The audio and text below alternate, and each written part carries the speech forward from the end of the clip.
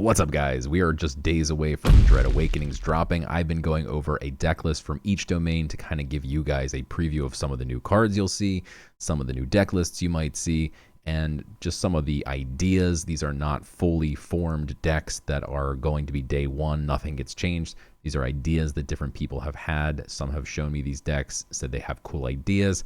They're not all fully formed. So let's dive into the final two domains and see what we've got cooking. All right, so here we are for the final two domains. We've got War has a new ground aggro mid-range strategy focused around spells and carvings, culminating in a devastating 9-mana spell, Aurora of Oblivion.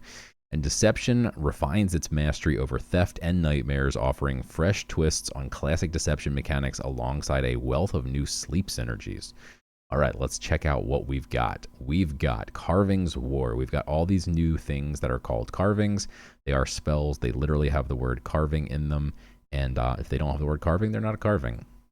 So this deals 1 damage to a friendly creature. Give it +1 strength, and it's a 0-mana carving. Then we have the Bloody Carving, which give a friendly creature twin strike. Pull a carving with mana cost 0 from your void to your hand, so you can get back your brittle carving. We've got Wisdom Carving. Give a friendly creature after you attack, draw a card, pull a carving with mana cost 1 or less from your void to your hand. We've got the Valknir Carving, which is a 3-mana. Give a friendly creature after this attacks, deal its strength as damage to a random enemy creature. That's nasty. Pull a carving with a mana cost of 2 or less from your void to your hand. So each carving can kind of pull back a previous carving, which is very cool.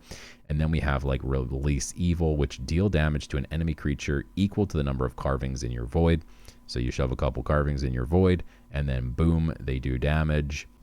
We've got after you cast a spell, gain protected, a new chosen of Aros.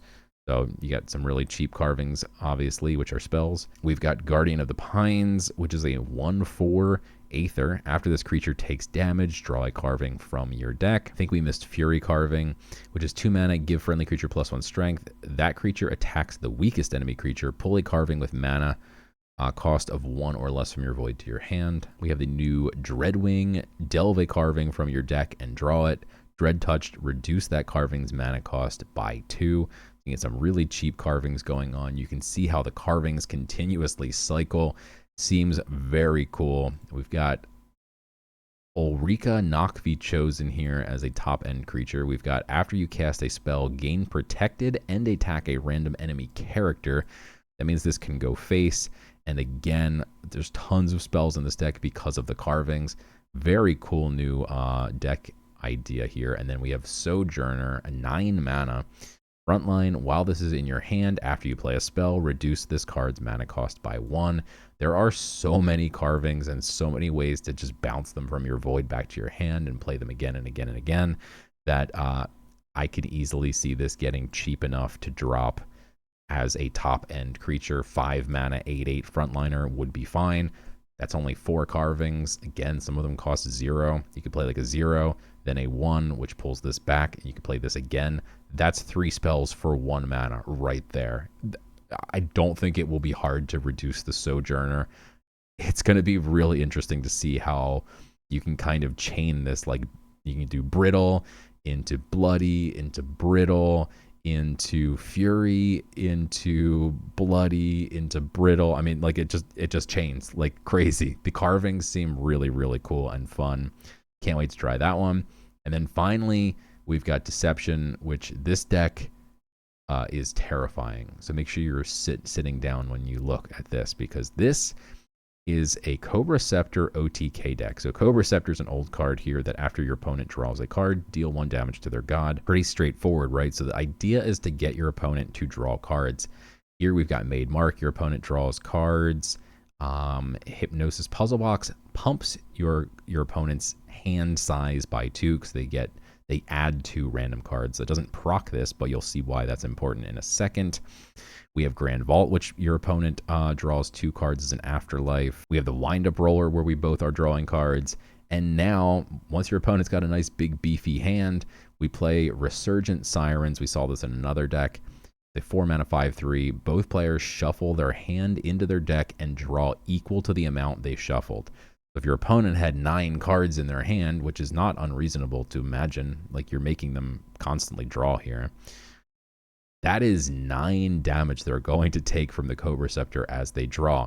Now you're also going to replenish your hand, and let's say you draw, 5 cards or whatever. If you can find a Nightcap, which returns a friendly creature with mana 5 or less to your hand, and put an enemy creature to sleep, by the way, you can then bounce your Resurgent Siren and do it again, possibly even in the same turn. If you play Forge New Bonds first, on another turn, you can actually set your Resurgent Siren to 1 cost. And then we have multiple ways to bounce the Resurgent Siren. So we can play Nightcap, which bounces it. We have Guild Nighthawk, which returns a creature to hand if it's an enemy. Then you gain Leech. We have Toast to Pieces. So that is 6 ways to bounce your Resurgent Sirens. And if you've reduced it to 1, like even Toast to Piece will be fine because you can get it back for 6 mana. You've played it, and then you play Toast to Piece. And then the following turn, if you don't have the mana for it, you can play it again. Your opponent's still going to take about 9 damage. But there is a world where if you reduce this to 1, and then you recycle your deck and you get like a Nightcap or something, you can play it again, and then maybe again, and you could probably do quite a bit of damage to your opponent in a single turn with Cobrceptor. So I'm very excited to see if it's possible to OTK with the Cobrceptor. If not OTK in the single turn, I think it will be very possible to kill your opponent with it. And then we also have some really nasty new cards. We have Puppeteer, put an enemy creature to sleep. If it's already asleep, gain control of it. We have Ludia's Lullaby, put an enemy creature to sleep, add a copy of each sleeping enemy creature to your hand. So that's a pretty cool way to get a copy of one of your opponent's really good cards before you then murder it with like Fighting Fair. And Dream Eater might be the most controversial new card.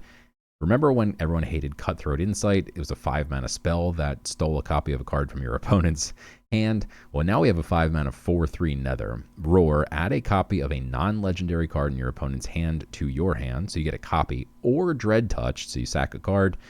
You then pull the chosen card instead. So if your opponent's playing like a combo deck, bye-bye combo, you just take a copy of, or you take their card, and now they can't play their combo. And again, Dream Eater is something you could forge new bonds on, make it cheap, bounce it, play it multiple times, steal all of your opponent's cards from their hand. This deck feels really toxic, but I also can't wait to try it because some of these cards sound really cool. And that's it. There are all 6 of your new domains for you. There are so many more cards I didn't have time to go over. There's like 135 brand new cards. There's so much to look forward to. Very excited for the new set. Let me know in the comments what you guys think about all these deck lists. Make sure you like and subscribe, and I'll see you next time.